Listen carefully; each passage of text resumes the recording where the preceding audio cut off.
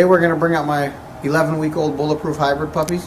These guys are biting monsters. I've actually trained a little bit before doing this video about how I stop them, so this is not going to be the first time. So what I do is I use my thumb, and as they're biting me I put it in their mouth and I squeeze down with my thumb and my index finger. So one's inside the mouth, one is underneath the jaw, and I squeeze till I hear a little bit of a yelp. As soon as they yelp and they kind of back off, they'll probably lick your hand, they'll probably back off, you pet them a little bit. If they go to do it again, you do it again. This gives them some discomfort to know that not to bite you. This is what I do. You don't have to listen to me, this is what I do. I'll also give them treats and stuff like that. If you're going to give the dogs a treat, sometimes they like to bite your hands and stuff.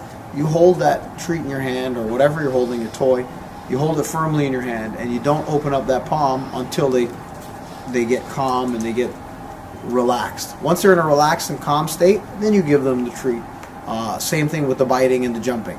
So what we're going to do is I'm going to show you what I do with my guys biting. I'll also be having treats in my hand, and I'll give them treats as a kind of like an alternate measure for not biting me, like, you know, by being good and calm. You always want to feed the dog in a calm state too.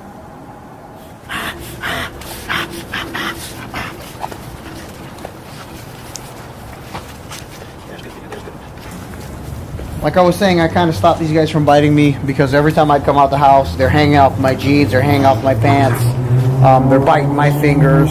So I did the technique that I was telling you guys, but they're not really trying to bite me anymore. So I'm just going to show you what I would do if they tried to bite me, because obviously whatever I did, it worked. That was about 2 weeks ago. These guys were killing me, so I just had to, I didn't have time to make a video and show. Oh God, here we go. So basically what I would be doing with a puppy is as they go up to nip you, and they're going to bite your finger, you stick your thumb, because they're biting you, they're biting your hand, you stick your thumb in here, you put it down here, and you just squeeze. And you hear the little cry, and then you let them go. And then that's usually good. That's usually a sign that they're fine. They won't try to bite you. So when they're little, they're trying to, hey, jump all over you, jump all over you. Just stick your finger in there. See how he's refraining? He doesn't want my finger in his mouth. It's because he's so used, because I've done that maybe a couple times to him. Come on. Come on. Come on. I've done it a couple times to him where he doesn't want to feel that. So when your puppy goes to nip you and he goes to bite you, as normal, as puppy nipping, puppy biting, that's their way of playing, right? These guys have already kind of learned not to nip me because I've done it already. But what you want to do is you stick your finger in here, you grab the bottom with your index finger of their jaw, and you just squeeze down a little bit. You hear that? It's a little cry, and then you let them loose, and they're fine.